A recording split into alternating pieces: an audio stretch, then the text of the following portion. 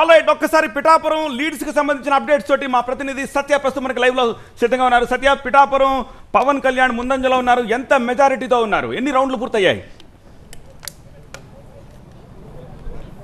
ప్రస్తుతం పిఠాపురం రెండో రౌండ్కి వచ్చి 4350 మెజార్టీలో ఉన్నారు. అయితే అక్కడక్కడ కొన్ని చెల్లని ఓట్లు వస్తున్నాయంటూ కూడా సంబంధించినటువంటి సిబ్బంది అయితే మనకు సమాచారం ఇస్తున్నారు. మొదటి రౌండ్లోనే పవన్ కళ్యాణ్ లీడ్లో ఉంటే సెకండ్ రౌండ్లో మరింత లీడ్ కలిగింది. కేవలం మొదటి రౌండ్లో 1000 మెజార్టీతో ఉంటూ ఇప్పుడు దాదాపుగా 4000 చిల్లర ఉంది. అంటే సెకండ్ రౌండ్కి ఎంత వచ్చిందంటే ఇప్పటికే పిఠాపురంలో కాస్త పరిణామాలు మారాయని చెప్పి ప్రస్తుతం బోని కొట్టినటువంటి పరిస్థితి. అయితే పిఠాపురంలో మొత్తం దాదాపుగా 18 రౌండ్లు ఉన్నాయి. ఇప్పటికి కేవలం 2 రౌండ్లు మాత్రమే పూర్తయ్యాయి. ఇప్పుడు రాజమండ్రి సిటీకి సంబంధించి కూడా ఇప్పుడే లీడ్ వస్తుంది. సిటీ ఆదిరెడ్డి వాసుకి సంబంధించి 7070 మెజార్టీలో ఉన్నారు.